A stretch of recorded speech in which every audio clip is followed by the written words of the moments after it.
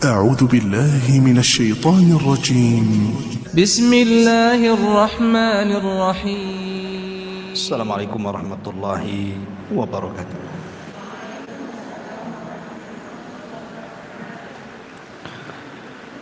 Bismillah wassalatu wassalamu ala rasulillah wa ala alihi wa sahbihi wa mawalah wa la hawla wa la quwata illa billahi wa ba'du. Alhamdulillah, segala puja dan puji hanya milik Allah subhanahu wa ta'ala. Salawat dan juga salam kita hadiahkan kepada Rasul kita Nabi besar Muhammad sallallahu alaihi wa ala alihi wasallam. Pembahasan di pagi hari ini, insyaallah kita akan membahas seputar renungan kematian. Dan ini pembahasan seputar alam barzah, dari mulai kematian, kemudian masuk ke alam barzah.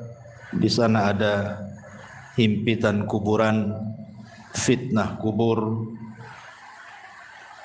azab kubur, kemudian juga apa saja yang bisa menyelamatkan kita dari azab kubur, kemudian amal-amal apa saja yang bermanfaat bagi si mayat, dan begitu seterusnya. Ma'asyiral muslimat yang dimuliakan Allah subhanahu wa ta'ala, Allah subhanahu wa ta'ala berfirman, kullu nafsin dha'iqatul maut. Setiap jiwa itu pasti mengalami kematian. Siapapun manusianya, bahkan para nabi sekalipun disentuh dengan kematian. Walaupun ada diperselisihkan seperti Nabi Ilyas, apakah dia masih hidup, kemudian Nabi Khidir, apakah dia masih hidup, tapi pendapat yang kuat wallahu a'lam bahwa mereka juga sudah meninggal, kecuali yang dikecualikan Allah, Isa ibnu Maryam. Karena memang Allah subhanahu wa ta'ala yang berfirman bahwa Isa itu belum meninggal. Tetapi semua manusia pasti meninggal. Hatta Isa sekalipun akan meninggal. Makanya ketika para ulama membahas kenapa Nabi Adam alaihi salatu wassalam diturunkan dari sorga ke bumi, supaya mengalami kematian. Sebab kalau Adam tetap di sorga, Adam tidak akan mengalami kematian. Karena sorga itu darul khulud, tempat memang dikekalkan di situ. Makanya Adam supaya disentuh dari kematian, hikmahnya adalah diturunkan dia dari sorga ke bumi. Makanya Adam pun disentuh dengan kematian, dan seluruh anak turunannya juga disentuh dengan kematian. Apalagi kematian itu kan sesuatu yang sudah ditakdirkan. Setiap manusia itu sudah ada takdirnya. Dan semakin jauh periode Adam sampai ke umat Rasul kita Muhammad sallallahu alaihi wasallam, maka usia manusia juga semakin pendek. Terlebih Nabi sallallahu alaihi wasallam membatasi dengan kalimat a'maru ummati bainas sittina wasab'in. Bahwa usia umatku itu berkisar antara 60 sampai 70 tahun saja. Artinya sedikit sekali yang melewati 70 tahun. Rata-rata manusia itu 70 tahun ke bawah pasti sudah meninggal. Makanya hati-hati nih kalau sudah 50, 60 ya, siap-siap aja ya. Karena Rasul membatasi masalahnya. Kalaupun lewat maka patut disyukuri. Karena Nabi SAW mengatakan sebaik-baik manusia itu yang panjang umurnya dan baik amalannya. Maka kalau dilewatkan 70 tahun berarti harus dijaga amalannya. Bicara tentang kematian, kita tahu bahwa di antara arkanul kiamah, rukun-rukun kiamat itu atau rukun-rukun hari akhir itu, salah satunya adalah al-maut, kematian. Makanya Nabi SAW mengatakan, idza mata ahadukum qamat qiyamatuh. Kalau seandainya salah seorang di antara kalian itu meninggal, berarti telah tegak kiamat padanya. Kiamat itu maksudnya kiamat besar itu pasti terjadi. Sebagaimana kematian juga pasti berlaku. Tetapi dari dua perkara ini yang jelas-jelas adalah kematian. Yang pasti itu pasti adalah kematian. Sebab kiamat besar itu belum pasti kapan terjadinya. Karena Nabi SAW sendiri ketika ditanya oleh malaikat Jibril kapan kiamat, Rasul tidak jawab kan. Rasul hanya mengatakan mal mas'ulu anha bi'a'lama minas sa'il. Orang yang ditanya tidak lebih paham daripada orang yang bertanya. Maknanya Rasul dan Jibril sama-sama tidak tahu kapan kiamat. Tapi kalau kematian itu sudah kepastian. Kenapa? Karena Rasul sudah membatasi umur. Antara 60 sampai 70 tahun, sedikit yang melewati itu kata Nabi. Lah dari sini karena kematian jauh lebih pasti dibandingkan kiamat, maka sudah selayaknya manusia itu punya persiapan. Apa persiapannya? Tentu tidak lain dan bukan taqwallahi azza wa jalla, bertakwa kepada Allah subhanahu wa ta'ala. Ma'asyiral muslimat yang dimuliakan Allah subhanahu wa ta'ala, ada hadis yang panjang sekali.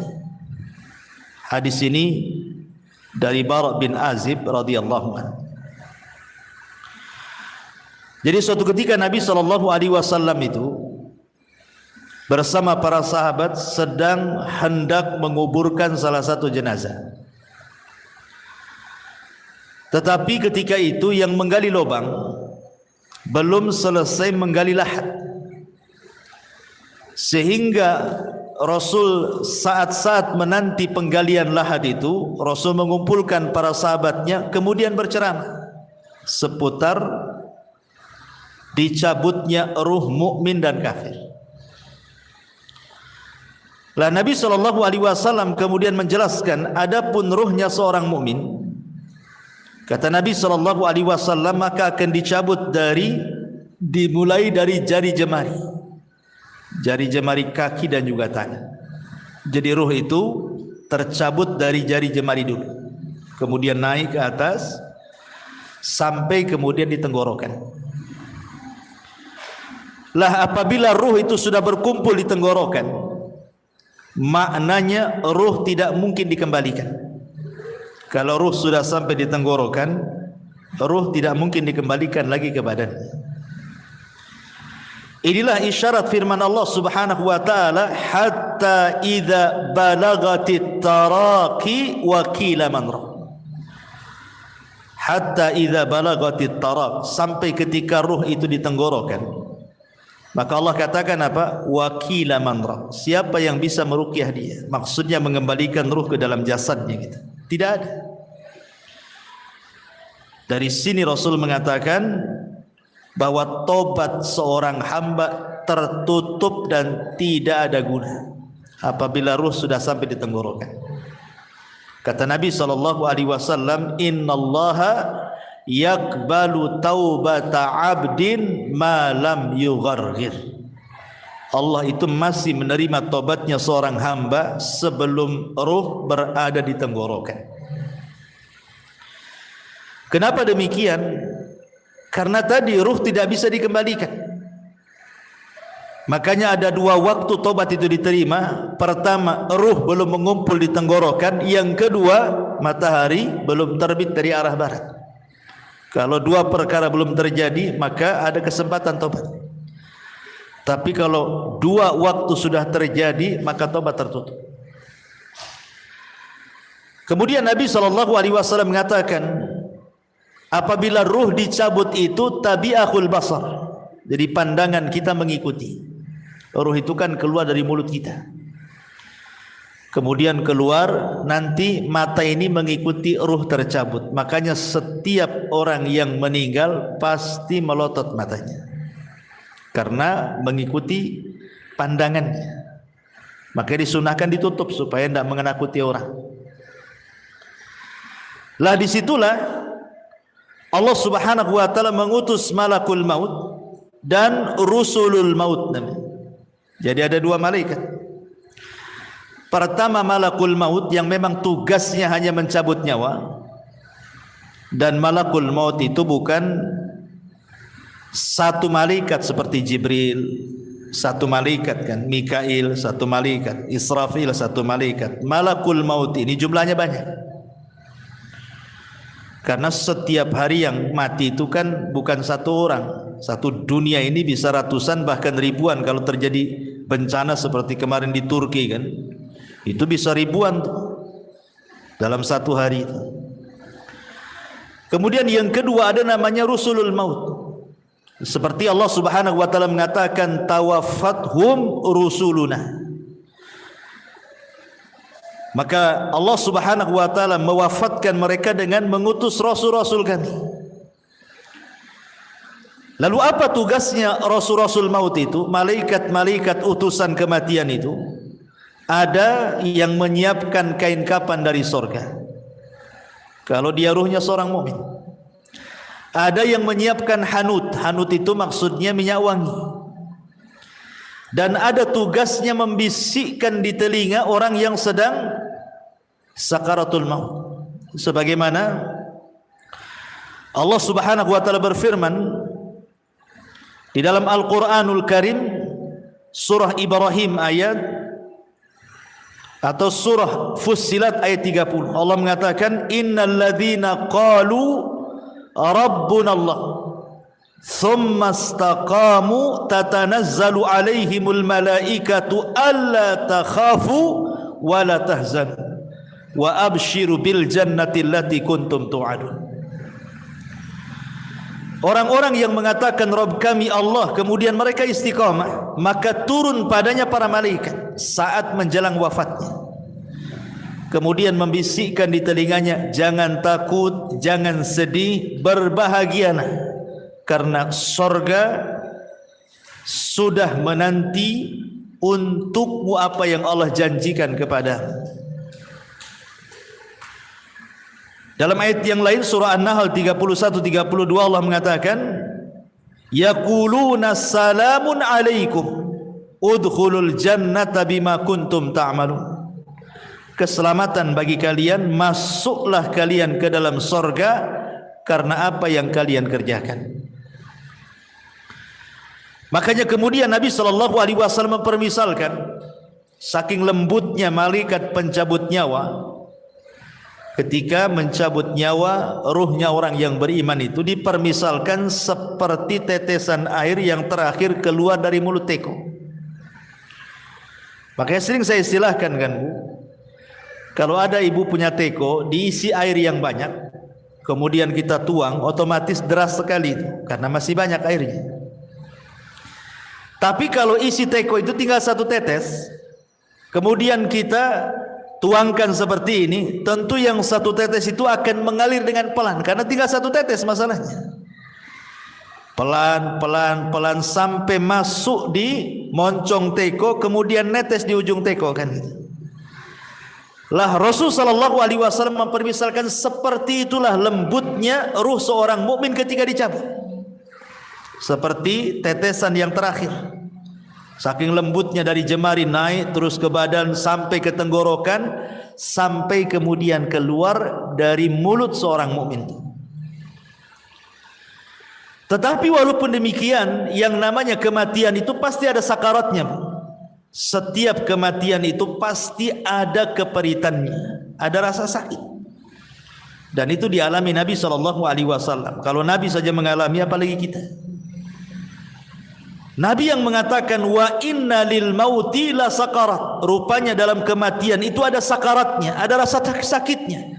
Yang terkadang tidak ada yang tahu rasa sakit itu kecuali Allah Subhanahu wa taala.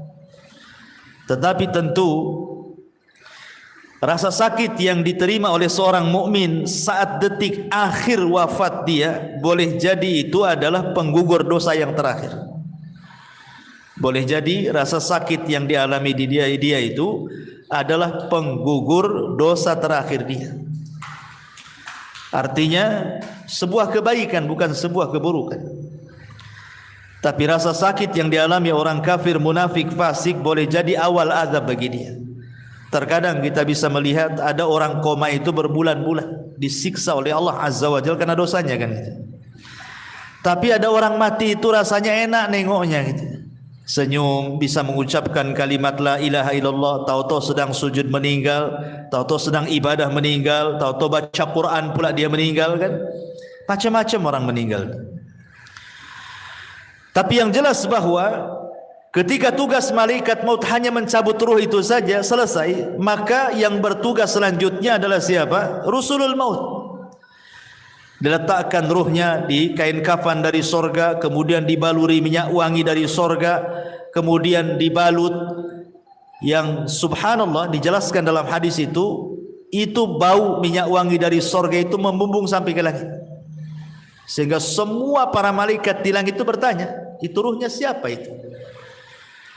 Maka malaikat yang bertugas membawa ruh ini naik ke langit akan menyebutkan nama terbaik yang disukai dia ketika di dunia. Ruhnya fulan ibnu fulan. Makanya penting orang punya nama baik itu.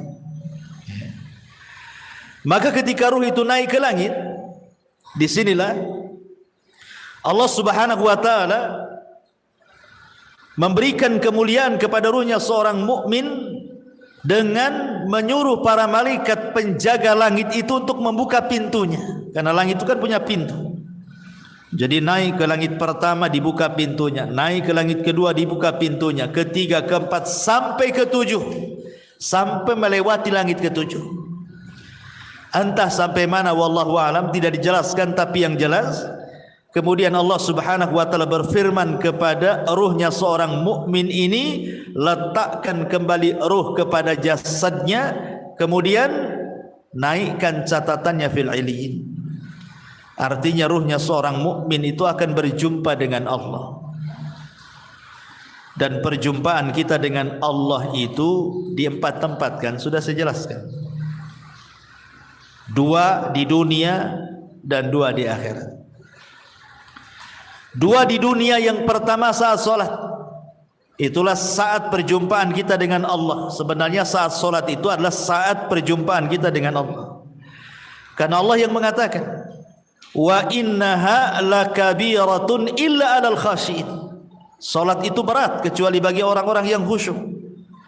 Kemudian Allah tafsirkan dalam Al-Quran siapa orang-orang yang khusyuk itu? Alladzina yadhunnuna annahum mulaqu rabbihim. Orang-orang yang yakin bahwa mereka sedang berjumpa dengan Allah.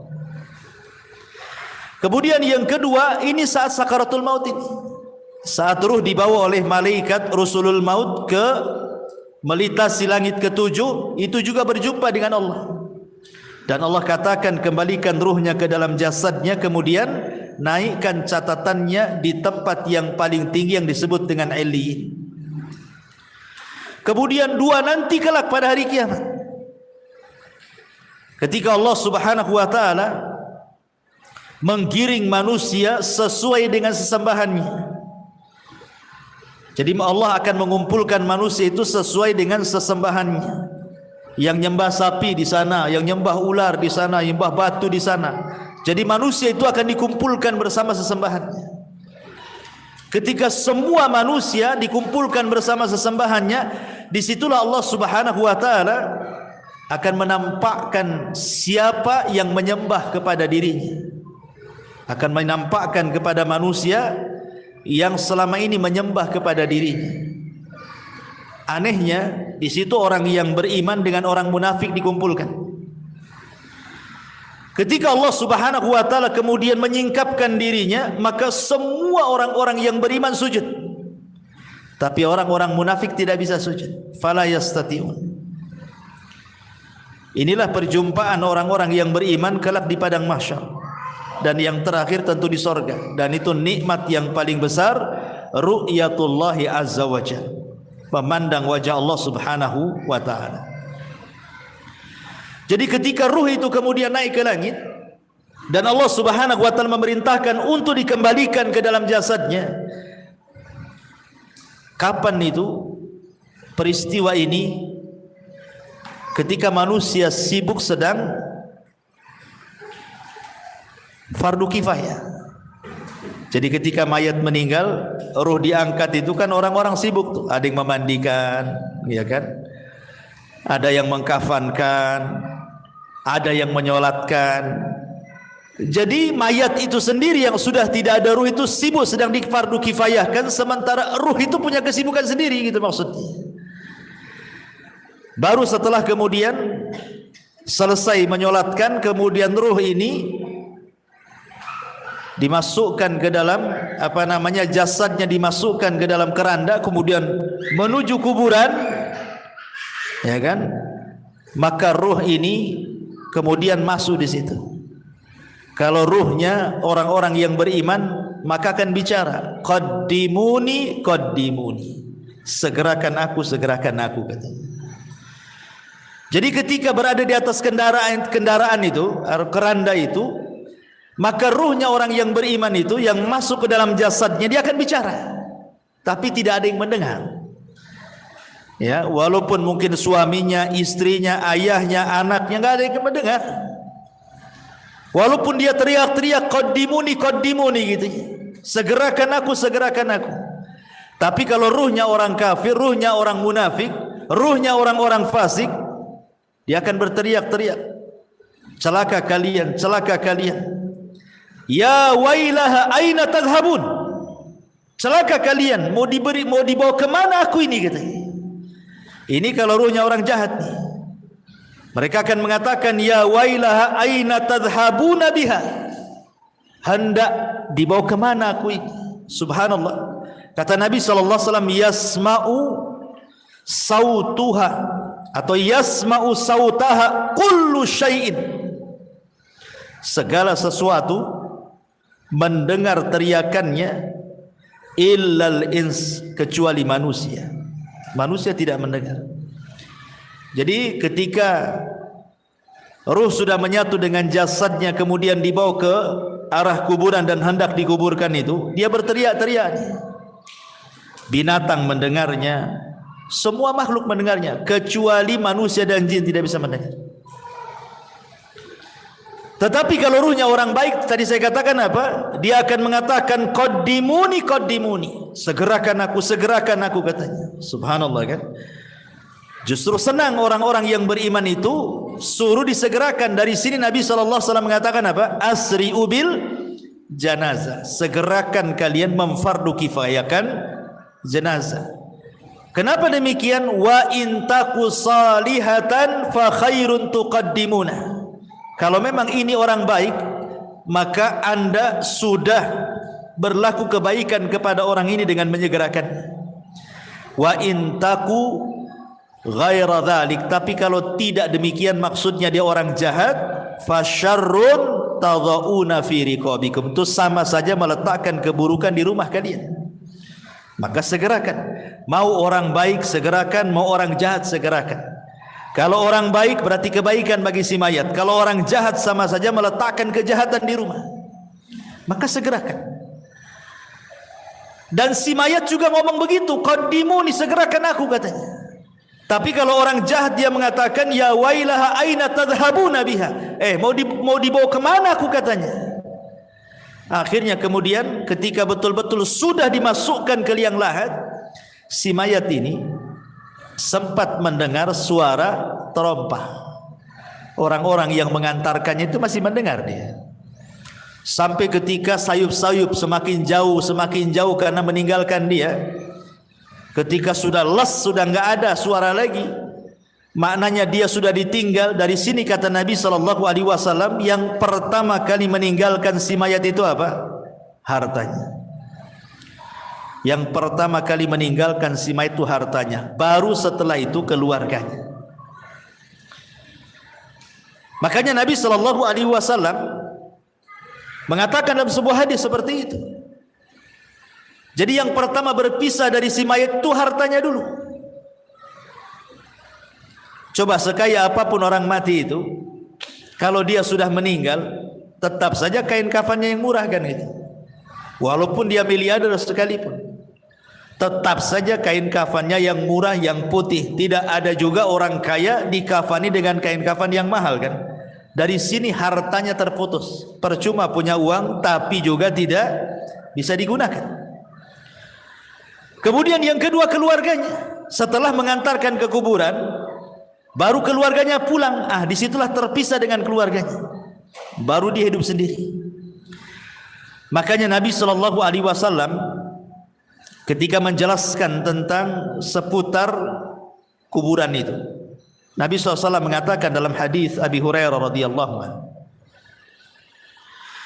Kata Nabi SAW,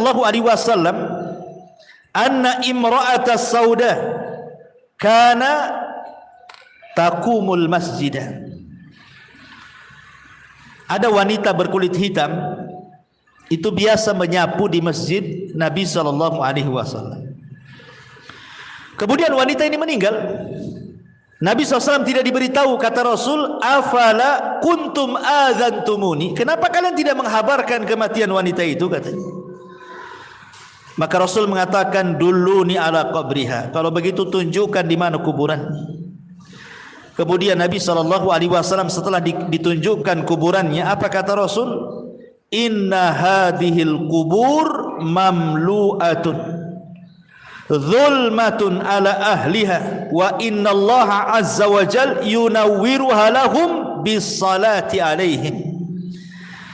Kata Nabi SAW, sesungguhnya kuburan-kuburan ini dipenuhi dengan kegelapan-kegelapan bagi para penghuninya, dan sesungguhnya Allah Subhanahu wa taala menyinarinya bagi mereka dengan salatku terhadap mereka.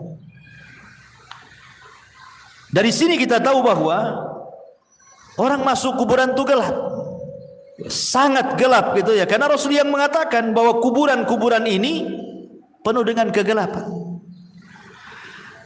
Bukan hanya penuh dengan kegelapan, Bu ya, tapi penuh dengan ketakutan. Dan itu disebutkan dari Hani radhiyallahu an, budaknya Utsman ibn Affan radhiyallahu an. Dia berkata, kana Utsman idza waqafa ala qabrin baka hatta yablu lihiyatahu. Kebiasaan Utsman, kata Hani ini, jika berhenti di sebuah kuburan, beliau menangis sampai tangisannya membasahi janggutnya. Faqila lahu, maka dikatakan kepadanya, tudzakkirul jannata wan nar fala tabki wa tabki min hada. Wahai Utsman, kau diingatkan dengan surga dan neraka tak menangis, tetapi diingatkan dengan kuburan menangis pula. Apa jawaban Utsman? Kata Utsman ibn Affan radhiyallahu anhu mengatakan, inna nabiyya sallallahu alaihi wasallam qala, karena Nabi SAW bersabda, innal qabra awwalu manzilin min manazilil akhir, fa in naja minhu fama ba'dahu aisar minhu wa illam yanju minhu fama ba'dahu ashaddu minhu. Qala wa qala an-nabiy sallallahu alaihi wasallam ma ra'aitu mandaran qad illa al-qabru afda'u minhu, kata Rasul. Kata Utsman ibn Affan radhiyallahu an, aku pernah mendengar Nabi sallallahu alaihi wasallam bersabda, kubur ini adalah persinggahan pertama dari persinggahan-persinggahan akhirat. Bila seseorang selamat dari keburukan kubur, maka setelahnya lebih mudah baginya. Tapi bila dia tidak selamat dari keburukan kubur, maka setelahnya lebih berat. Kemudian Utsman mengatakan, sungguh aku pernah mendengar Rasul mengatakan, aku tidak melihat satu pemandangan pun yang lebih menakutkan dibandingkan kuburan, kata Rasul. Jadi kuburan ini menakutkan dan juga menggelapkan. Lah ketika kemudian si mayat ini sedikit demi sedikit kan sudah hilang suara terompah yang didengar yang mengantarkannya itu. Disitulah datang dua malaikat yang disebut dalam hadis itu namanya Munkar dan juga Nakir.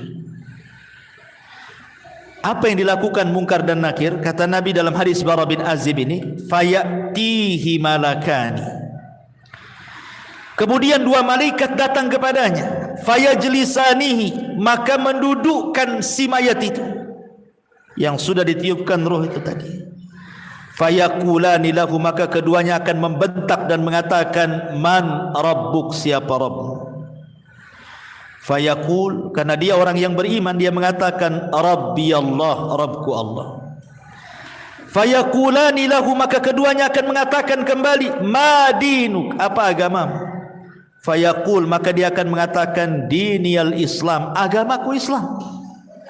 Fayaqulani lahu, maka dua malaikat akan berkata lagi, ma hadzal rajul alladhi bu'itsa fikum, tahukah kalian siapa orang yang diutus kepada kalian ini? Fayaqul, karena dia orang yang beriman, dia mengatakan huwa Rasulullah sallallahu alaihi wasallam, dia adalah Rasul sallallahu alaihi wasallam Muhammad ibn Abdullah alaihi salatu wassalam.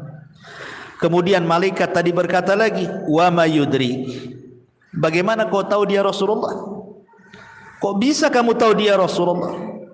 Fayaqul, maka dia mengatakan qara'tu kitab Allah fa amantu bihi wa saddaqtu, aku membaca Al-Quran, ku beriman dengan Quran, ku benarkan Quran. Fayunadi munadin fis sama, ketika dia bicara seperti itu, maka tiba-tiba ada penyeru dari langit, ang sadaqa abdi, hambaku telah benar, hambaku telah benar dengan jawabannya. Apa yang terjadi? Karena hambaku telah benar, maka fafrishuhu minal jannah wa albisuhu minal jannah waftahu lahu baban minal jannah. Lapangkan kuburannya, hantarkan pakaian dari sorga, buka pintu-pintu sorga kepadanya.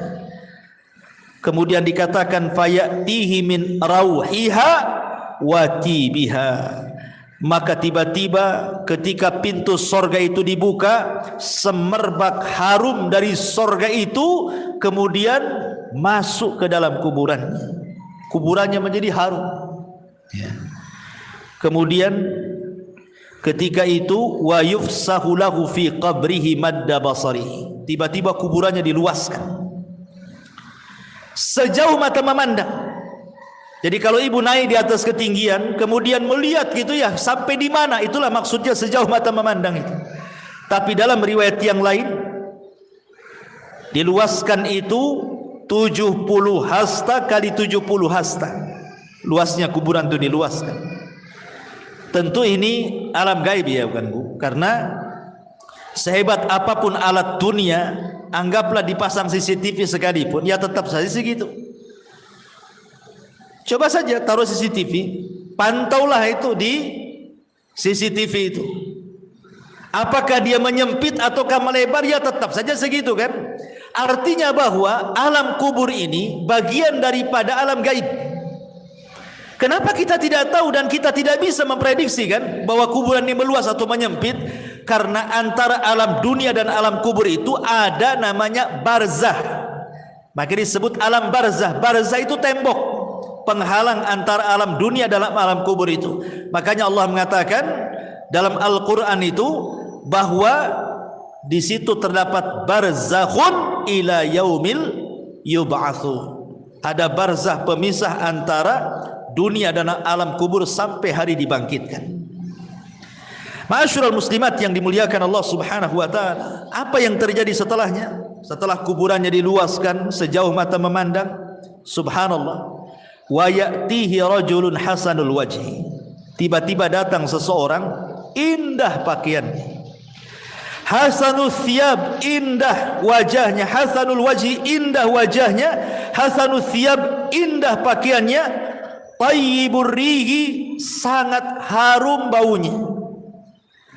Fayaqul, dan dia mengatakan, abshir billadhi yasurruka hadha yaumuka alladhi kunta tu'ad. Kemudian orang ini mengatakan, berbahagialah, berbahagialah katanya, dengan apa yang menyenangkan dirimu, inilah hari yang engkau tunggu selama ini katanya. Kemudian dia mengatakan, si mayat ini, man anta, siapa kamu? Fawajhukal wajhu yaji'u bil khairi, aku lihat wajahmu mendatangkan kebaikan. Siapa kamu ini, sudah berbuat baik menemani aku di kuburan ini gitu ya. Fayaqul, maka dia mengatakan, ana amalukas saleh, sayalah amal saleh, sayalah amal salehmu. Dalam riwayat, ketika dia mendapatkan kebaikan itu, maka orang ini mengatakan di hadapan si mayat yang beriman itu, nim naumatal arush, kalau begitu tidurlah engkau layaknya pengantin baru. Jadi disuruh tidur, sehingga ketika dia tidur dia mimpi dengan mimpi yang indah. Itulah disebut nikmat kubur ya. Mimpi sangat indah sekali, sehingga tanpa kemudian disadar, tahu-tahu kiamat pula dibangkitkan. Ketika kiamat dibangkitkan itulah, maka orang yang baik ini kemudian memberitahu bahwa Israfil akan meniupkan sangkakalanya. Kemudian orang ini mengatakan, siapa kamu ini sebenarnya? Maka orang baik ini mengatakan, ana amalukas saleh, sayalah amal solehmu. Maksudnya sayalah solatmu, sayalah puasamu, sayalah zakatmu, sayalah silaturahimmu, sayalah ibadahmu. Jadi ibadah itu akan menemui kita di kuburan, sebagaimana kita akan menjumpai Allah Subhanahu wa taala di 4 tempat yang saya jelaskan. Kita juga akan menjumpai amal soleh kita di 4 tempat juga sama. 2 di dunia, 2 di akhirat kan itu ya. Adapun di dunia kita bisa rasakan amal soleh kita kan. Ibu kalau hari-hari ngaji seperti ini kan tambah itu kan iman kita itu rasanya. Rasanya itu mau ibadah itu semangat, itu artinya kita mendapatkan amal soleh kita di dunia itu ada pengaruhnya. Sebagaimana orang maksiat kan ada pengaruhnya bukan? Futur, malas gitu ya kan. Maka amal soleh juga kita bisa dapati gitu ya, dengan semangatnya kita beribadah. Karena iman dalam definisi ahli sunnah itu yazidu bitta'ah, bertambah karena ketaatan. Kita bisa rasakan itu. Kemudian yang kedua, di sini dalam kuburan ini kita akan mendapatkan amal soleh kita dalam wujud manusia. Sehingga ketika ditanya, siapa engkau ini? Wajahmu kok wajah yang baik sekali. Maka dia akan mengatakan, ana amalukas soleh, saya amal solehmu. Artinya kita akan mendapatkan amal soleh kita kan di kuburan ini dalam bentuk manusia yang akan menemani kita sepanjang kita di kuburan kita. Sehingga sebagian para ulama ketika membahas apakah orang-orang yang dikubur itu bisa merasakan perjalanan waktu, sama dengan kayak ibu kita sekarang kan bisa kita merasakan perjalanan waktu kan Bu ya. Pagi aktivitasnya apa, siang aktivitasnya apa, sore apa, malam apa, besok pagi lagi kan bisa kita merasakan aktivitas waktu itu berjalan kan itu ya. Ya, hari, minggu, bulan, tahun, kita bisa merasakan. Pertanyaannya, apakah orang-orang yang dikubur juga merasakan ada aktivitas waktu sehari-hari? Pagi, siang, sore, malam, ke pagi lagi, siang, sore, malam, ke pagi lagi, gitu ya. Sementara orang-orang yang dikubur itu kan ada yang sudah lama kan. Kalau yang meninggal di zaman Rasul kan sudah 14 abad berarti kan. Sudah 14 abad sampai sekarang nggak dikiamat-kiamatkan. Atau yang sebelum Nabi umpamanya, tentu lebih lama lagi orang itu di kuburan itu.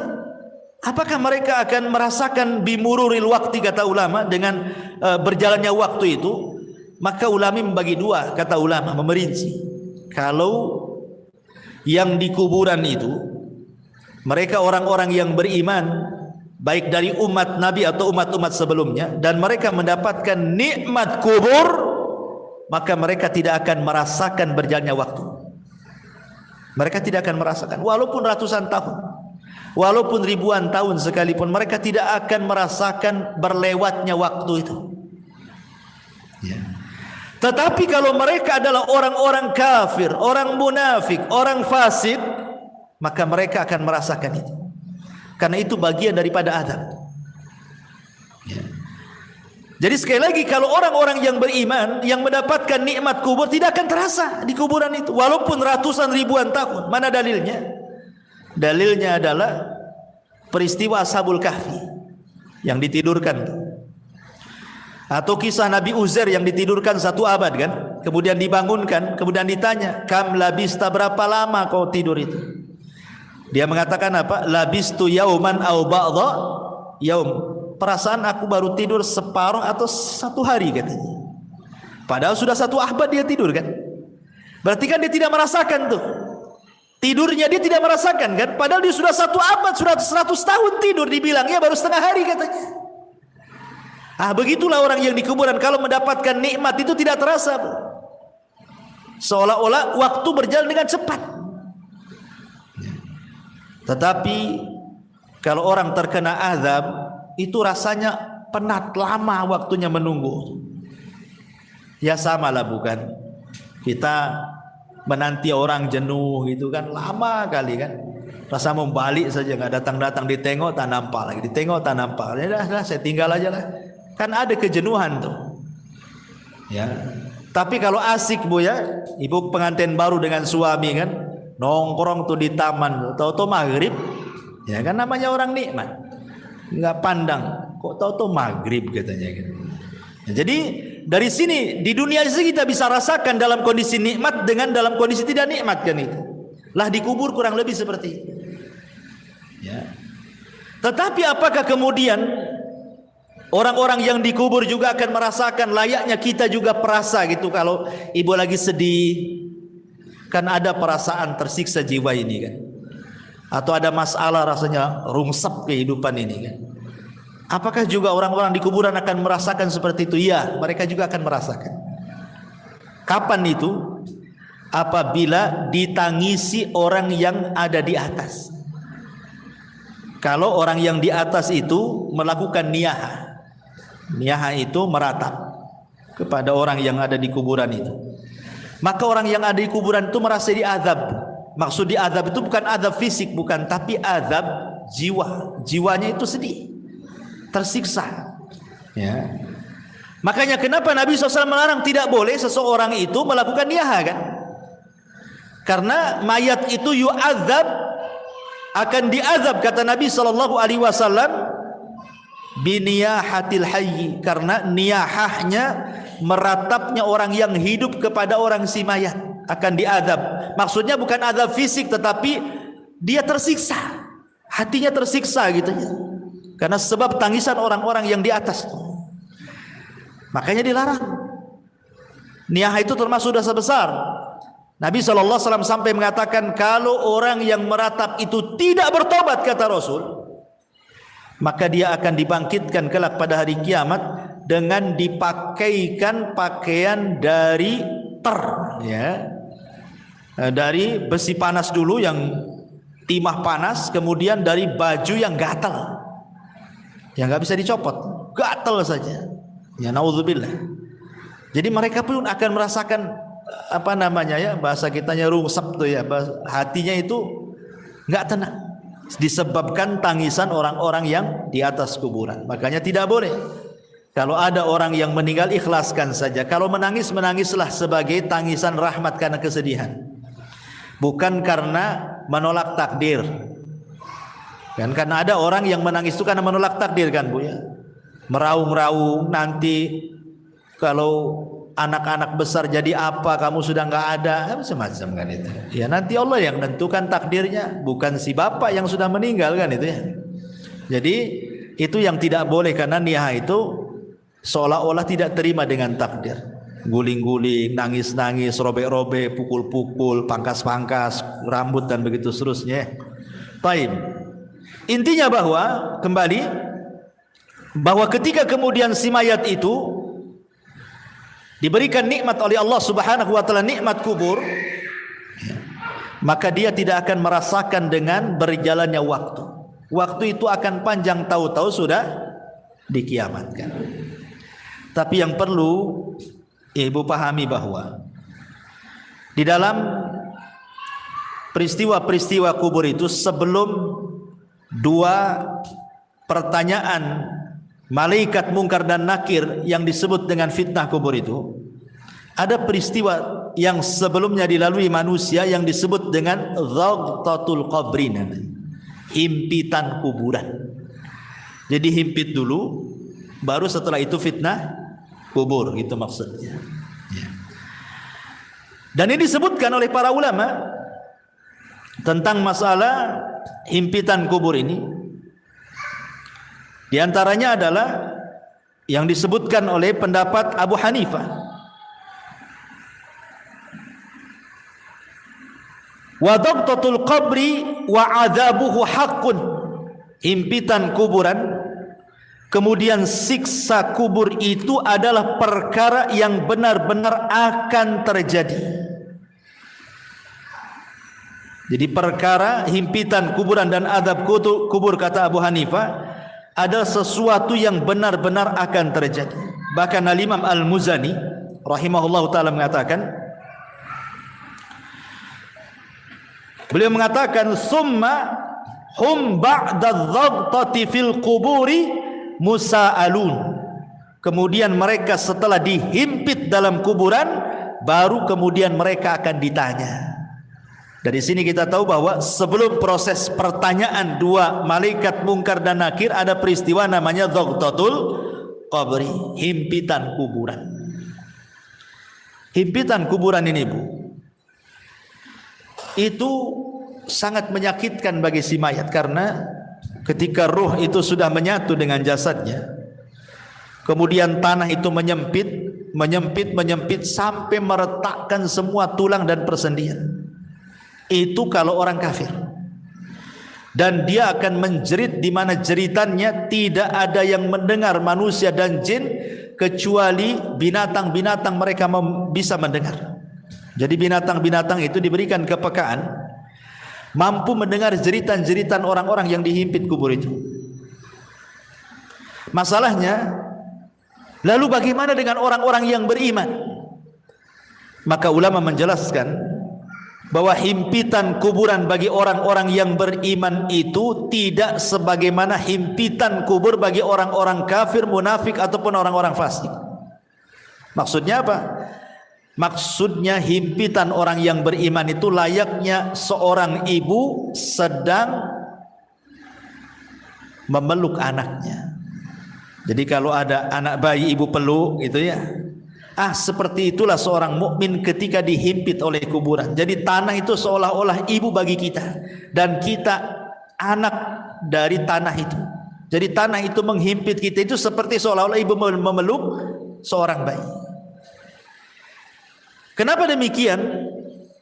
Sebab kalau seandainya himpitan itu meretakkan gitu ya, menyakitkan persendian, meretakkan tulang-tulang, tentu akan bercanggah dengan hadis-hadis.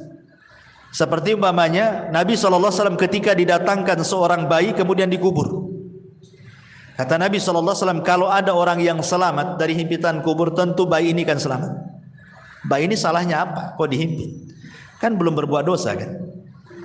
Berarti himpitan bayi ini tidak akan mempengaruhi kepada bayi.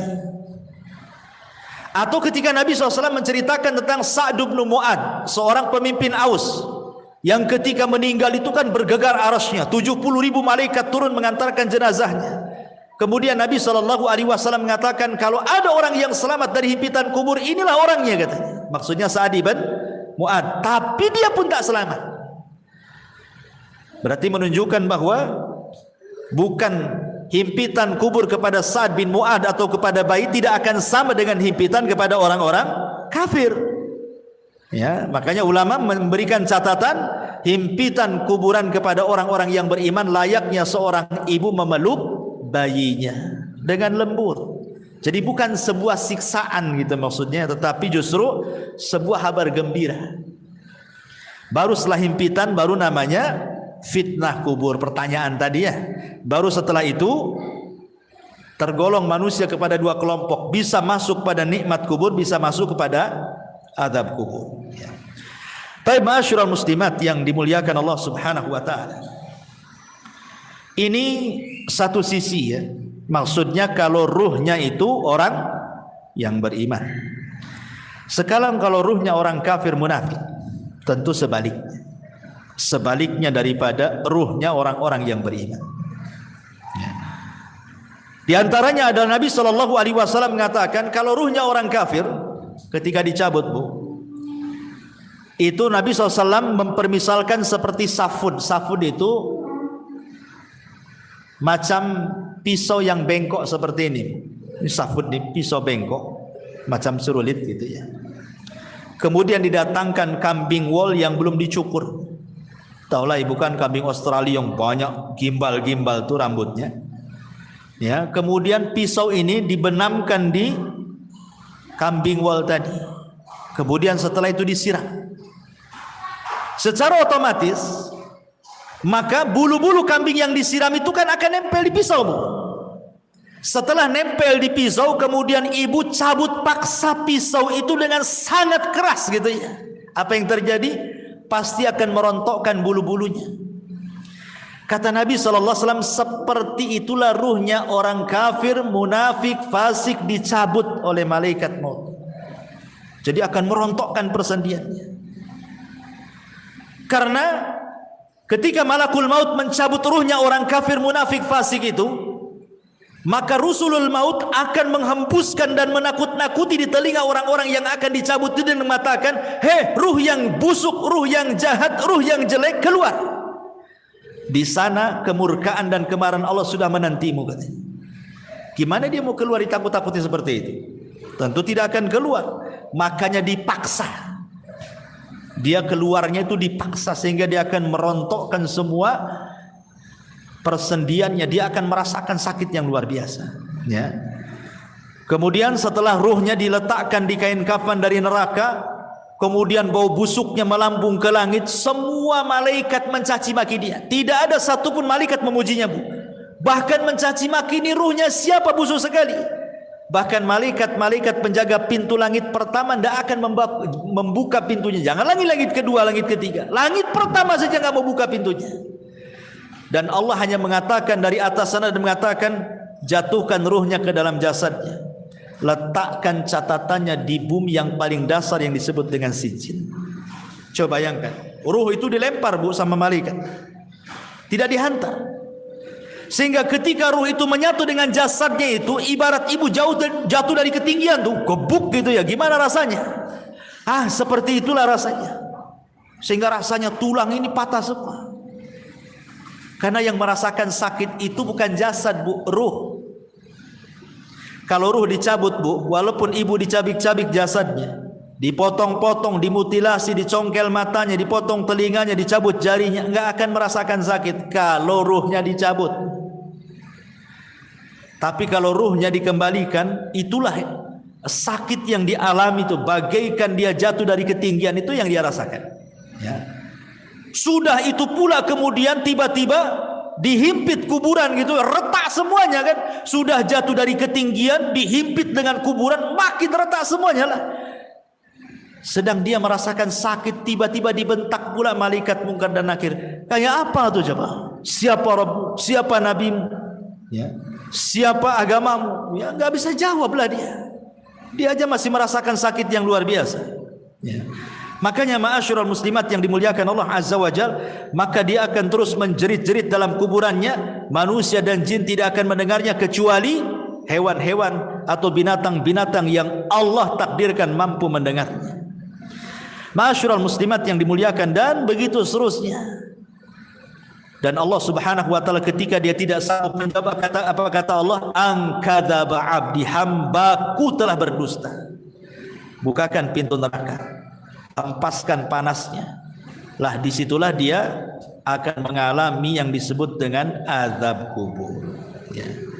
Ini sekilas tentang kematian, fitnah, himpitan, azab dan juga nikmat kubur. Baik. Kita masuk pada pembahasan berikutnya. Ma'asyiral muslimat yang dimuliakan Allah Subhanahu wa taala. Kalau kita sudah tahu dan kita yakin dan percaya di sana ada nikmat dan azab kubur, lalu apa saja hal-hal yang bisa kita ini terhindar dari itu semuanya? Apa caranya supaya kita bisa terhindar dari azab kubur itu? Karena begini Bu, dalam sebuah hadis tentang Nabi SAW. Jadi suatu malam Nabi SAW itu pernah bermimpi Bu. Dalam mimpinya datang 2 malaikat kemudian membawa dia. Dan mimpinya Nabi itu wahyu, lain dengan mimpi kita. Dibawa ke sebuah tempat. Ya. Kemudian disitulah rupanya diperlihatkan tentang azab-azab yang luar biasa. Sampai Rasul heran, kenapa mereka? Azab apa yang mereka lakukan gitu ya?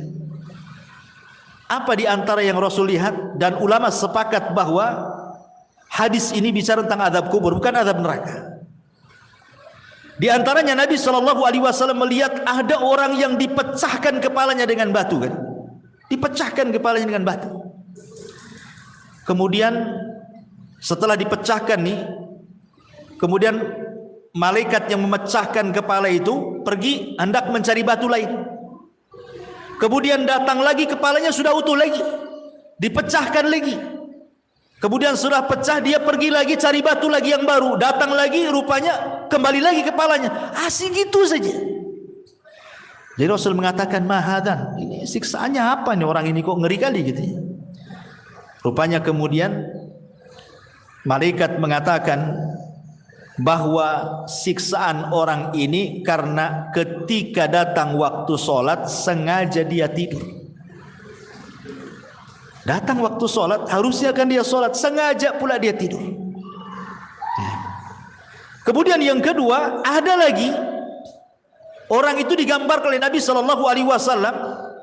Subhanallah, orang ini kakinya di atas, digantung, kepalanya di bawah. Kemudian di sampingnya ada orang bawa pisau bengkok, kemudian dimasukkan di mulutnya, kemudian dirobek sampai tengkuknya.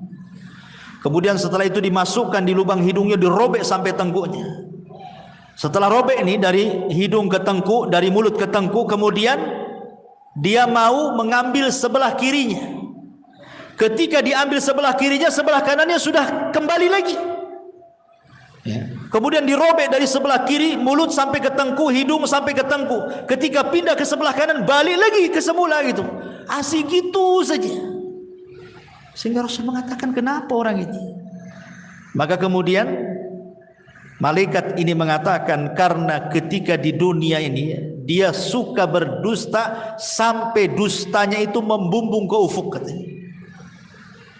Maksudnya apa dusta membumbung ke ufuk itu Bu? Maksudnya dusta membumbung ke ufuk itu maksudnya dustanya itu sampai menyebar kemana-mana.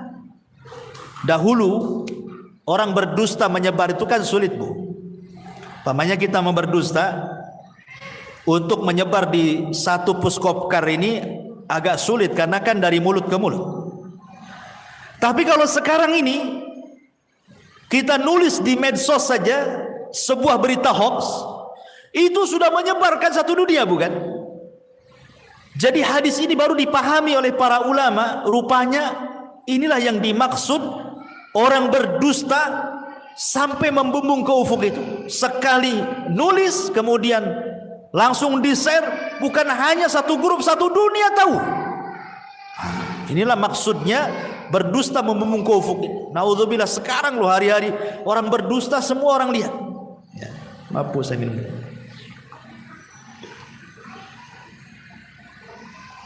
Kemudian juga ada juga Nabi SAW melihatkan ada orang yang telanjang, tidak pakai baju dan tidak pakai celana, telanjang bulat, laki-laki dan perempuan rupanya berada di penggorengan kan, bejana, kemudian dibakar di bawahnya. Dia tidak bisa keluar dari bejana itu, kepanasan luar biasa. Ketika ditanya, rupanya mereka adalah para pezina. Kemudian Rasul melihat lagi ada danau semua darah, bukan air tapi darah. Jadi ada orang yang berenang di tengah tuh, berusaha ke pinggir tidak bisa karena setiap ke pinggir ada malaikat yang menyuapkan dengan batu. Akhirnya ke tengah lagi, ke pinggir disuapin batu lagi, ke tengah lagi, tersiksa orang ini. Ketika ditanya, rupanya mereka adalah para pemakan riba. Ya. Kemudian juga ada separuh jasadnya bagus, separuhnya jelek. Jadi jasad kesininya cantik, kesininya busuk gitu ya. Ada dua wajah gitu ya, dua badan, satunya jelek, satunya bagus gitu ya.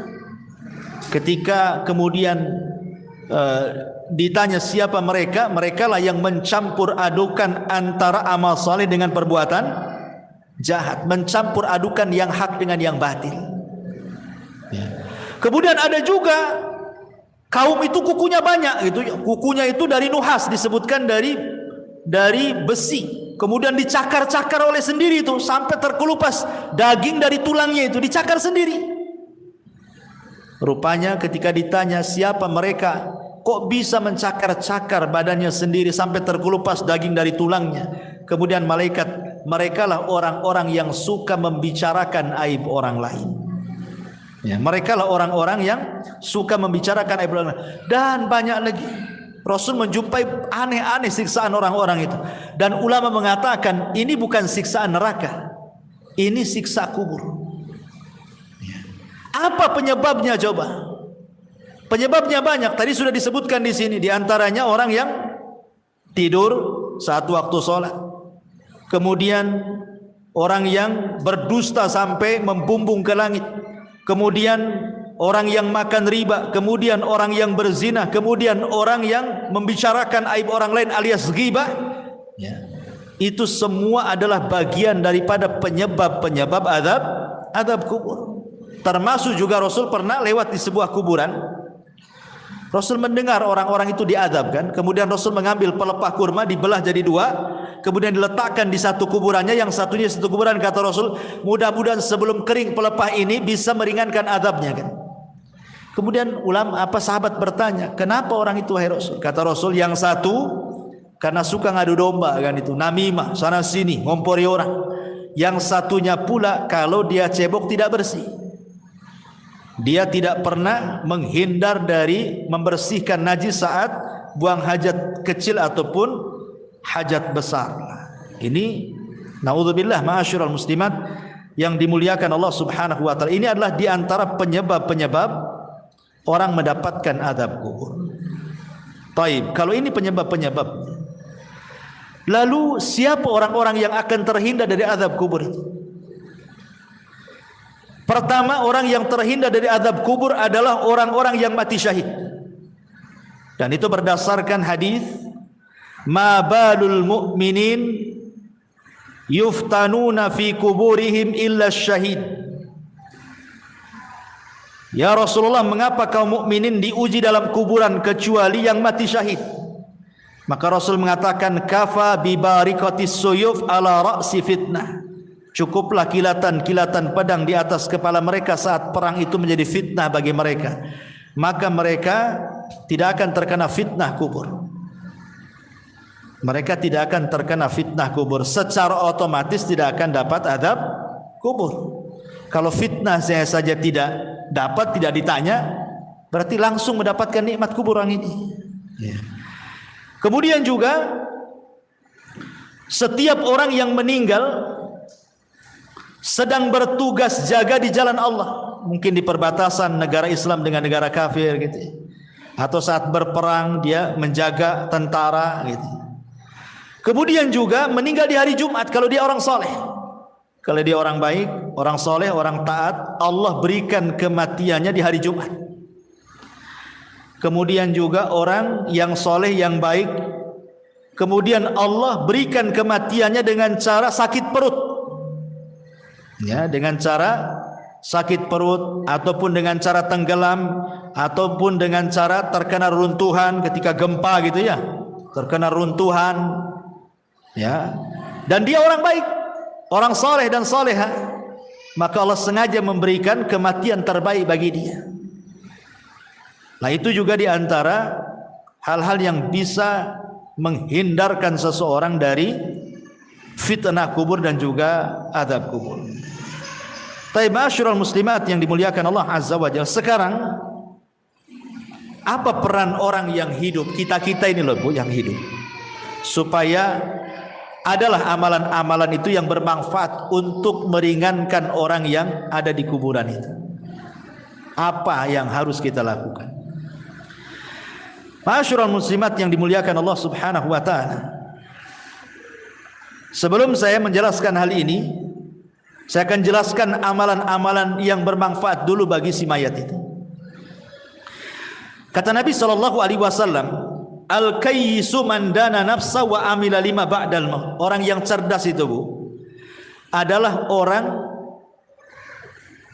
yang introspeksi, senantiasa introspeksi diri dan mempersiapkan sebuah amalan untuk kematiannya. Itu orang cerdas kata Nabi. Amalan ini kan banyak Bu ya kan? Macam-macam amalan di dunia ini. Tetapi orang yang cerdas itu pasti dia akan memilih mana-mana amalan yang bermanfaat untuk kematiannya, mana-mana amalan yang sedikit manfaat untuk setelah kematiannya. Lah di antara amalan-amalan yang sangat bermanfaat untuk setelah kematiannya disebutkan dalam beberapa riwayat. Pertama, ketika Nabi SAW bersabda dari hadis Muslim, "Idza mata ibnu Adam inqata'a amaluhu illa min thalathin. Shadaqatin jariyah aw ilmin yuntafa'u bihi aw waladin salihin yad'u lahu." Apabila anak Adam meninggal dunia, terputus amalnya kecuali 3 perkara: sedekah yang mengalir, ilmu yang bermanfaat, atau anak saleh yang mendoakan orang tuanya. Hadis yang kedua, hadis dari Abu Hurairah radhiyallahu an yang dikeluarkan Imam Ibnu Majah. Rasul mengatakan, "Inna mimma yalhaqul mu'min min amalihi wa hasanatihi ba'da mautihi." Sesungguhnya yang sangat bermanfaat bagi seorang mukmin dari amalannya setelah kematiannya dan dari kebaikannya setelah kematiannya, pertama, ilman 'allamahu wa nasyarahu. Ilmu yang ibu pelajari, kemudian ilmu itu didakwahkan ibu dan ibu sebarkan. Sekarang kan mudah menyebarkan ilmu kan, di tangan ibu kan ada handphone nih, pamannya sekarang ngaji, ibu rangkum, kemudian ibu tulis, kemudian ibu share di grup-grup, kan sama dengan menyebarkan ilmu. Daripada ilmu selfie nggak jelas kan, bagus kita nyebarkan ilmu gitu ya, jelas manfaatnya setelah kematian. Wa waladan salihan tarakahu, atau anak saleh yang ibu didik. Ibu didik sehingga anak ini menjadi anak yang saleh. Tidak mesti anak sendiri, entah anak saudaranya, entah anak orang, ibu ambil angkat, ibu didik sampai dia paham agama, kemudian ibu meninggal dan dia mendoakan, maka itu sangat bermanfaat. Wa mushafan warathahu, atau ibu mau wakaf mushaf. Beli mushaf di pasar 1-2 mushaf, cari masjid yang enggak ada mushafnya, taruh di situ supaya orang baca. Amin ya Allah. Atau mungkin ada saudara-saudara kita yang belum punya mushaf. Ya, ibu bisa datang ke orang-orang yang enggak punya mushaf, ibu belikan mushaf, ibu kasih dia supaya baca. Itu sangat bermanfaat. Au masjidan bana, atau masjid yang sedang dibangun, ibu ikut nyumbang supaya cepat terbangun masjidnya. Au baitan libnis sabil banah, atau ibu sengaja buat kos-kosan 5 pintu, yang 2 dikontrakkan, yang 3 sengaja bagi orang-orang yang tamu-tamu yang dari jauh yang cari pekerjaan gitu ya.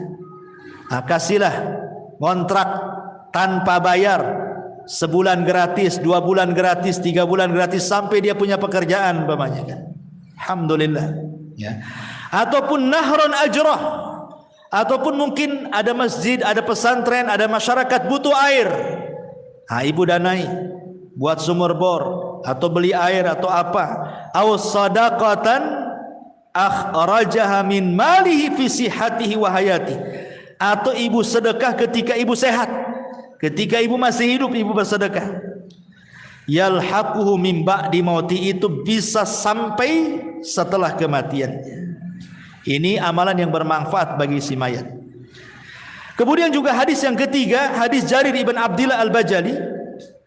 Rasul mengatakan, man sanna sunnatan hasanatan, barang siapa yang berikan contoh terbaik kemudian diikuti orang, kemudian diikuti lagi orang lain, akhirnya banyak mengikuti, maka dia akan mendapatkan pahala, dan pahala orang mengikutinya sampai pun dia sudah meninggal akan mengalir terus gitu. Ini juga memberikan contoh yang terbaik kepada orang lain.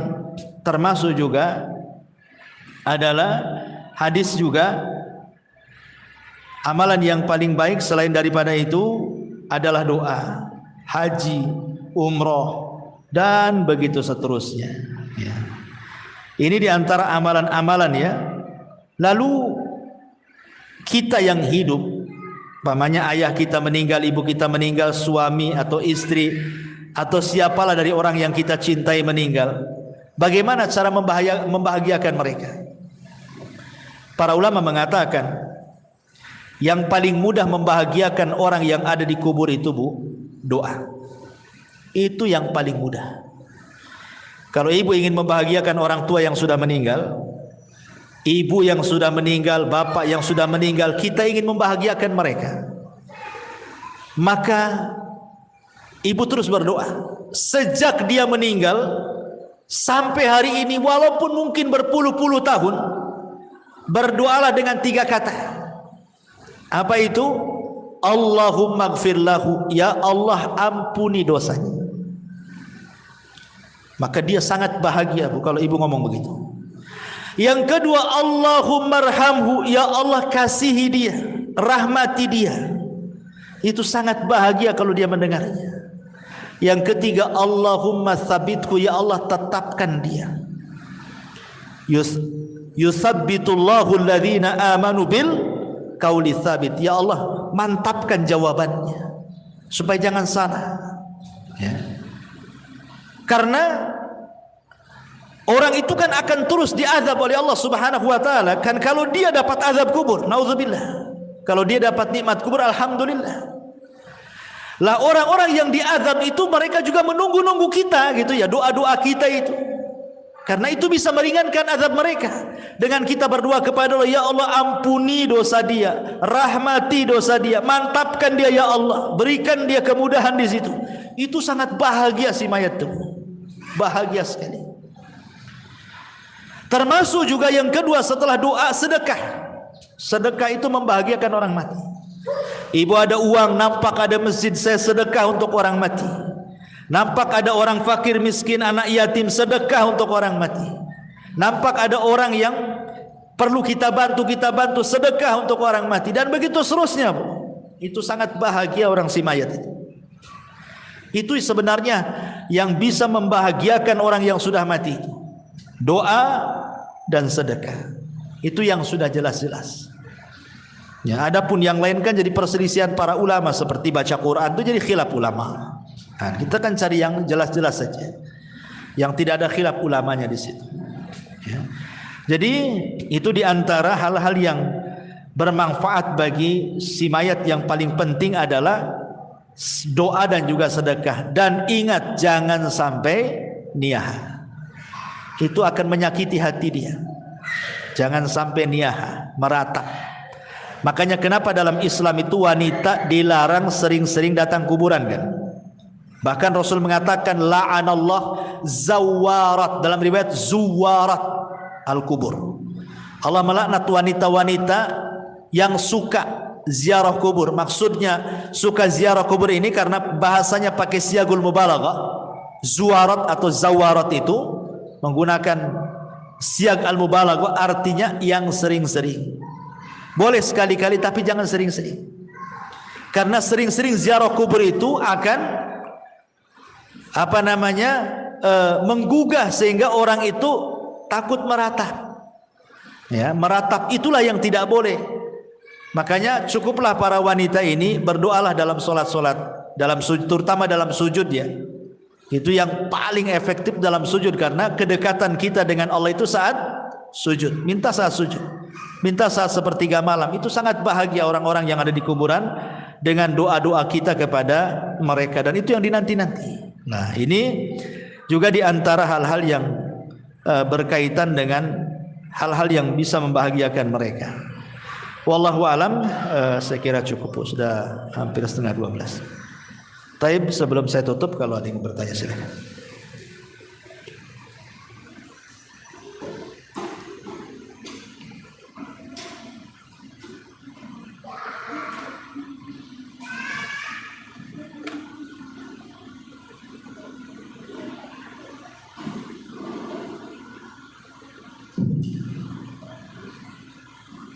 Assalamualaikum warahmatullahi wabarakatuh. Waalaikumsalam warahmatullahi wabarakatuh. Di bab yang setelah mulai kita lebih tempat, terus adalah pengaruh orang merasa di kuburan, maka orang yang meninggal akan merasakan tidak tenang. Yang menanyakan Ustaz, apakah pengaruh orang yang merasa tersebut tidak merasa tenangnya itu bagi orang yang soleh kah, atau bagi orang yang diazab? Maksud anak, apakah orang yang soleh merasakan juga ketika ada keluarganya yang mengalami beliau tersebut? Iya. Ya, apakah termasuk juga orang yang beriman ataukah di luar orang beriman gitu ya? Kalau kita melihat hadis-hadis tentang masalah larangan niyahah, Bu, itu umum. Ya, sangat umum. Seperti Nabi SAW mengatakan, isnatani fin nasi huma bihi kufrun, at-ta'nu fin nasabi wan niyahatu 'alal mayyit. Dua perkara kalau terjatuh maka jatuhlah dalam kekufuran. Salah satunya adalah mencela nasab dan meratap orang mati. Kemudian di dalam hadis Nabi SAW mengatakan bahwa sebab di antara azab kubur itu, maksudnya si mayat itu merasa tersiksa dengan azab itu adalah biniyahatil hayy, karena ratapan orang yang hidup. Jadi di sini tidak dicerita orang yang ada di kubur, tapi cerita orang yang meratap. Berarti siapapun orang yang dikubur, apakah dia orang soleh, apakah dia orang baik, kalau diratapi gitu ya, maka dia akan tersiksa hatinya. Ingat, tersiksa hatinya, bukan tersiksa badannya ya. Diazab di sini bukan azab fisik, bukan.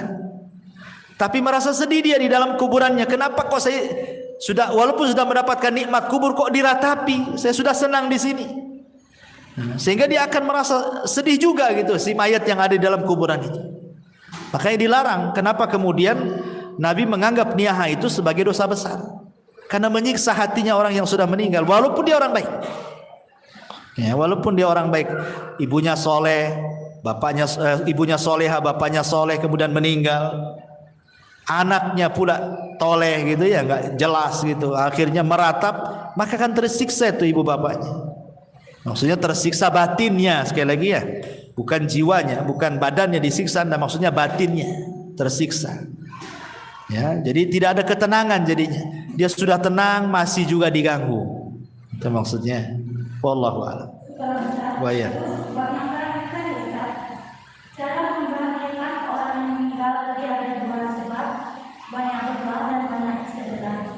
Yang Anda tanyakan Ustaz, ketika Allah memilih dia sebagai orang yang soleh, Ustaz, tentu saja seperti yang Ustaz sampaikan tadi, dia ibarat orang yang tertidur dan tidak merasakan apapun kecuali kenikmatan.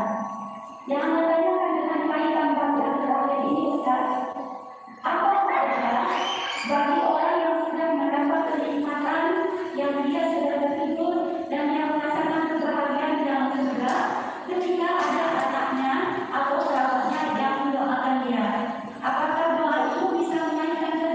Iya.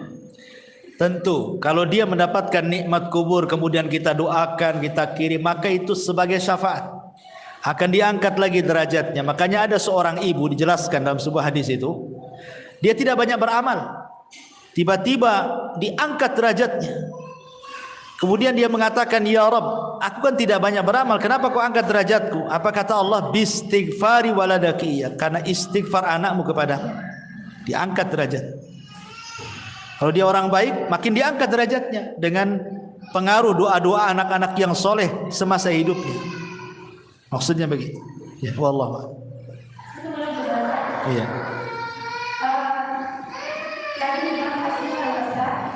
Ketika orang-orang yang meninggal tersebut, Allah sudah menentukan ketika dia beramal soleh, itu kan sudah diutus dua malaikat dan dua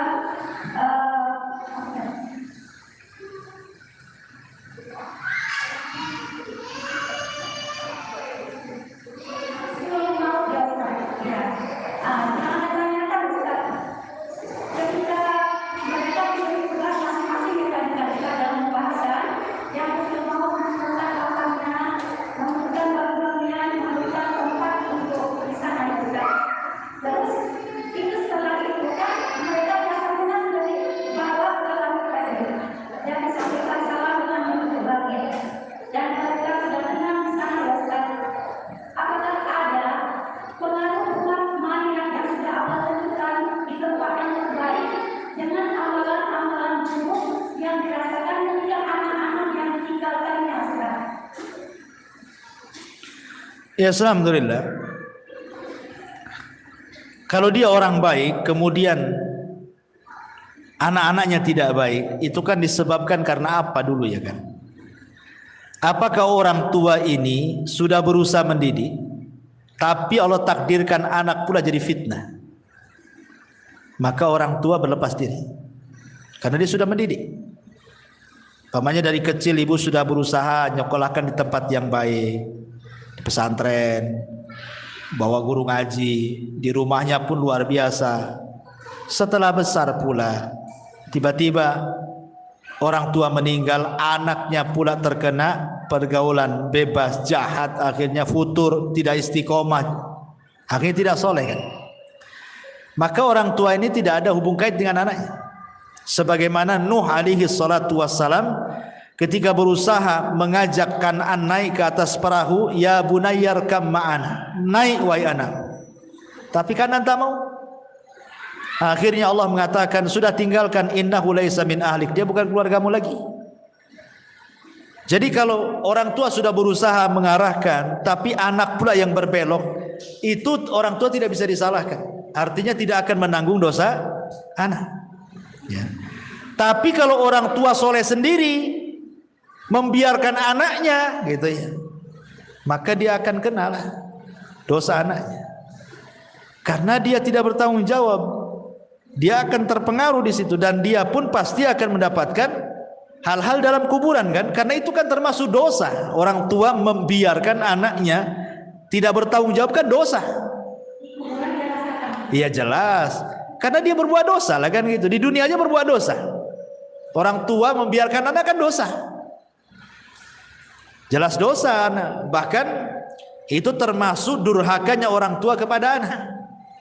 Seperti yang dulu pernah saya ceritakan, ada anak dilaporkan sama orang tuanya ke Amirul Mukminin Umar bin Khattab karena jahat. Kata orang tua ini, wahai Amirul Mukminin, hukum anak saya, jahat dia sama saya kata. Akhirnya Amirul Mukminin lihat dohir kasusnya, hampir mau menghukum anak itu. Kata anak itu cerdas, tunggu dulu wahai Amirul Mukminin, bisa enggak saya bicara kata.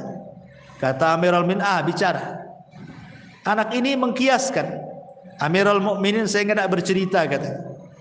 Ada orang membeli seorang budak wanita, kemudian digauli budak wanita itu. Setelah hamil dia tidak suka kehamilannya, dia hanya ingin gauli saja.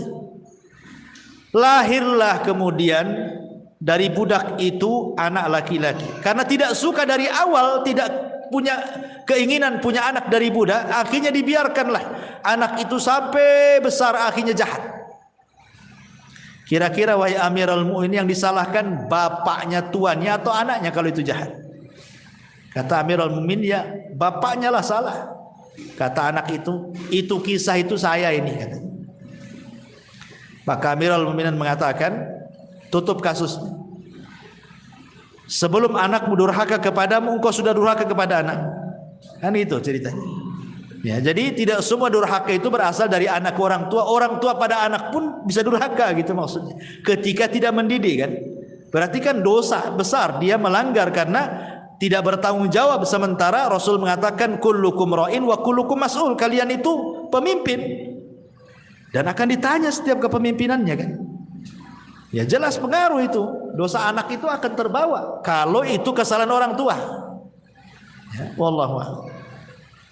Tadi Ustaz sampaikan amal soleh yang tidak umum tempat tadi yang silakan belum dijaga Ustaz. Yang pertama ketika kita dalam majelis, yang kedua ketika di dalam kuburan dalam lingkungan sosial. Terus yang selanjutnya yang kedua di akhirat, ya ketika dalam bentuk catatan. Iya.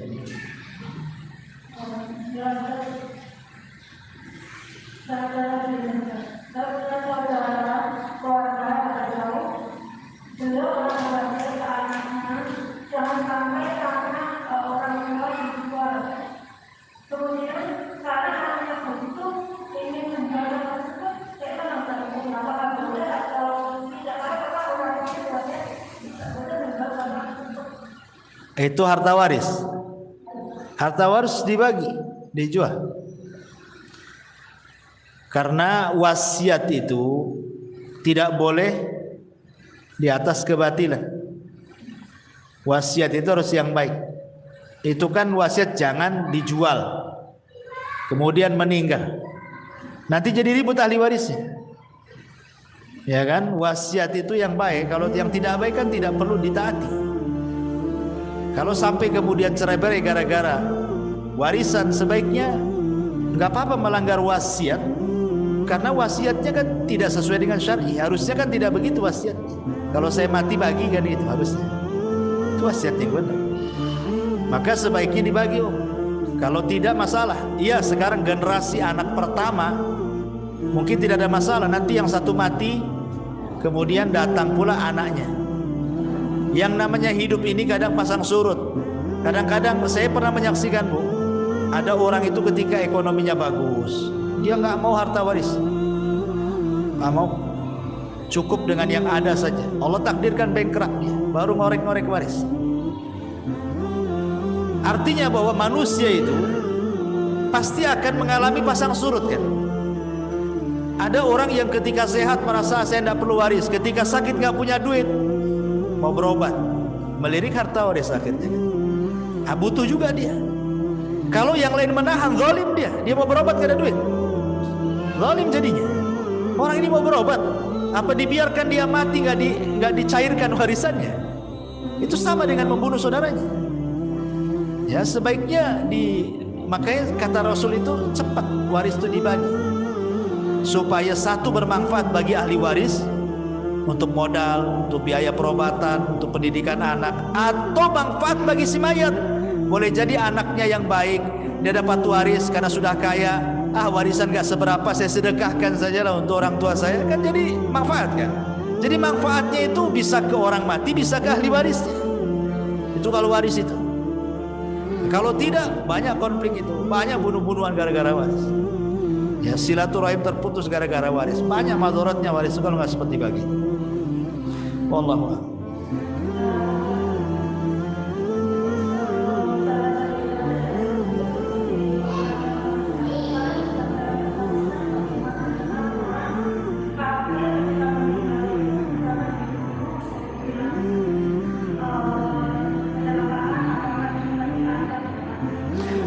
Kalau dia mati kafir ya lah. Kalau dia mati kafir, keumpamanya dia mati kecelakaan, ya tetap dia akan dapat azab kalau dia mati kafir. Karena kekafiran itu kan sudah pilihan dia. kita ini sudah diutus Nabi, sudah dicetak Quran banyak-banyak, ustadz-ustadz di mana-mana berceramah gitu kan. Tetap saja dia dengan kekafirannya. Apakah Allah akan disalahkan? Tidak. Wa ma kunna mu'adzibina hatta nab'atha rasula. Tidaklah kami mengadab sebuah kaum sampai kami utus rasul. Dan rasul sudah diutus. Kenapa tidak mencari kebenaran? Enggak ada lagi hujah. Ya, dengan diutusnya rasul, dengan diturunkan Quran itu sebagai hujah, tidak ada alasan lagi kita di hadapan Allah. Ya, wallahu a'lam. Sama yang kata waris tadi ya Ustaz. Ya. Seandainya seorang suami sudah meninggal ya Ustaz, kalau dia tidak punya anak, yang ditinggalkan itu berupa uang atau rumah yang ditempatinya, itu atau rumah itu juga langsung harus dibagi Ustaz. Itu kalau rumahnya pemilik suami itu. Terus bagaimana kalau rumah itu memang mahal pernikahan dia tersebut? Apakah juga harus dibagi Ustaz? Yang jelas bahwa apapun bentuk waris itu cepat dibagi. Karena kesalahan di masyarakat itu, contoh nih, bapaknya meninggal, ibunya masih hidup. Kadang-kadang nggak mau dibagi, ibu masih ada kan. Padahal itu bukan bagian ibu semua. Anak laki-laki dapat, anak perempuan dapat. Harus dibagi sebenarnya. Tinggal nanti ibu ikut siapa kan itu. Anaknya yang harus memikirkan kondisi ibunya. Dan itu bentuk birrul walidain, kesempatan sama ibunya masih ada. Tapi kan harus dibagi, tidak bisa. Ya, alasan orang tuanya masih ada, ibunya biarin saja gitu. Dikhawatirkan tadi salah satu anaknya lebih dulu meninggal dibandingkan ibunya. Ibunya masih hidup, anaknya pula meninggal. Kan dia nggak menikmati harta kekayaan warisnya dari orang tuanya kan?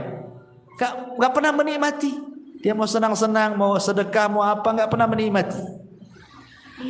Ini tadi Ustaz, kalau dia tidak punya anak, tidak punya keluarga, apa langsung dibagi dengan kerabat suaminya Ustaz? Ya jelas kan ahli waris itu kan ada yang dalam bentuk asobah. Asobah itu ada dua, asobah lidzati, asobah li ghairihi. Artinya anak-anaknya dulu, atau anak laki-laki baru anak perempuan. Kalau tidak ada anak-anaknya kan dia punya saudara. Saudaranya dapat dia.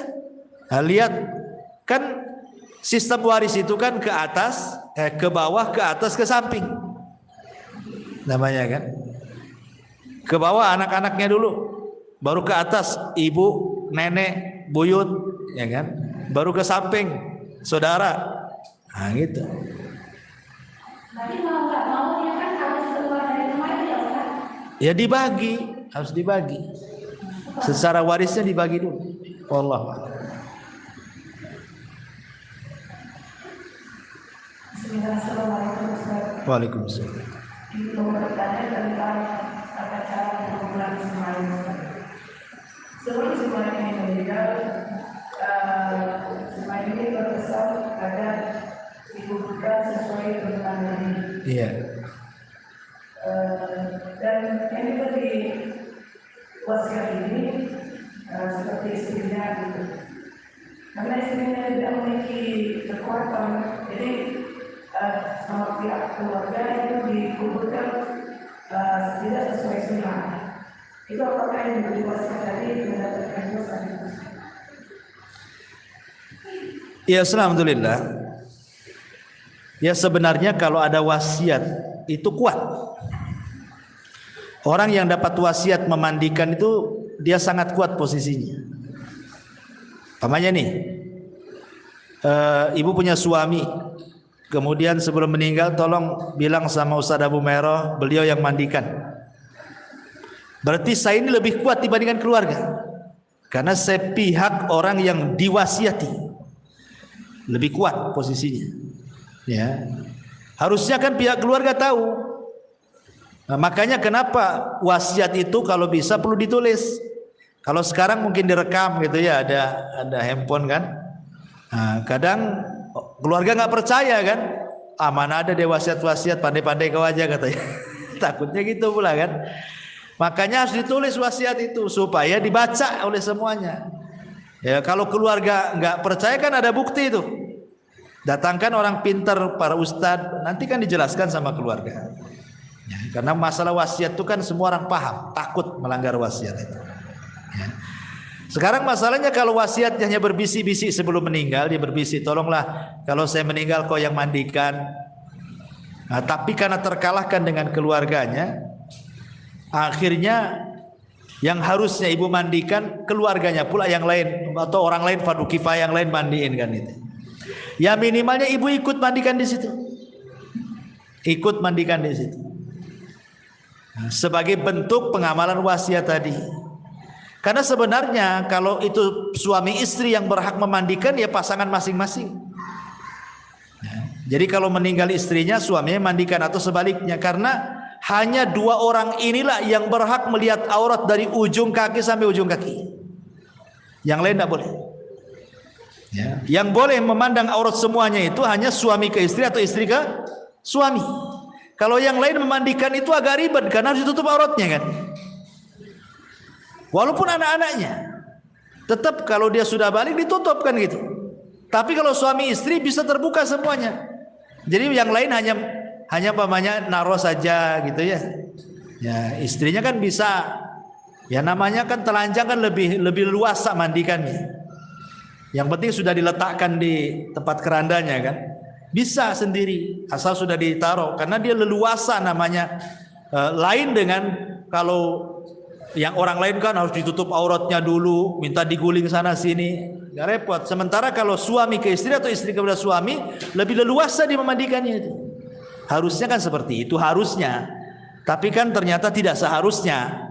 Ya rupanya dimandikan orang lain kan. Pertanyaannya tadi apakah yang diberi wasiat berdosa gitu kan pertanyaannya. Kalau yang memberi wasiat kan sudah meninggal, cemana dia berdosa? Otomatis kan apakah yang diwasiati kalau tidak melaksanakan berdosa? Ya jelaslah. Kalau dia tidak melaksanakan dan dia tidak ada uzur, lain kalau uzur memang sakit, dia tidak bisa memandikan atau jauh. Tolonglah pamannya orang Amerika, tolong Ustaz Abu Mereng mandikan. Saya ke Amerikanya kapan kan itu? Ada uzur kan? Atau sakit atau apa lain? Lo nggak ada uzur gimana kan? Ya harus dimandikan dia. Kalau nggak ada uzur. Dan dia berhak namanya istrinya kepada suami itu suaminya kan lebih berhak sebenarnya. Maksudnya lebih punya power gitu kan? Ini suami saya. Gitu. Saya berhak memandikan. Kalaupun yang lain ikut ya silakan dari keluarganya kan. Tetapi tetap yang diberikan wasiat harus ikut mandikan di situ. Wallahu a'lam. Tapi apabila ada seseorang mu'alaf meninggal kemudian dimakamkan dengan cara kafir bagaimana hukumnya? Ya ini berdosa ini. Satu kampung berdosa. Karena kan fardu kifayah. Kalau seandainya nih orang Zatu Puskopkar nih, ada orang muslim meninggal, anggap mu'alaf, kemudian dibiarkan dikembalikan ke keluarganya yang kafir, berdosa semua. Kenapa? Karena fardu kifayah itu kalau ada yang melaksanakan sebagian gugur bagi yang lain. Tapi kalau seandainya tidak ada yang melaksanakan berdosa semua. Ya. Kecuali kalau memang dari pihak keluarga maksa kan, ini anak saya, kalian yang nggak usah ikut-ikut kan. Sementara kita tidak punya pemerintah yang kuat menekan bahwa seorang muslim tidak boleh lagi dimandikan oleh keluarganya yang kafir. Amin ya Allah ya Rahman ya Rahim, Antal Jawadul Alim wa anta ni'mal mu'in.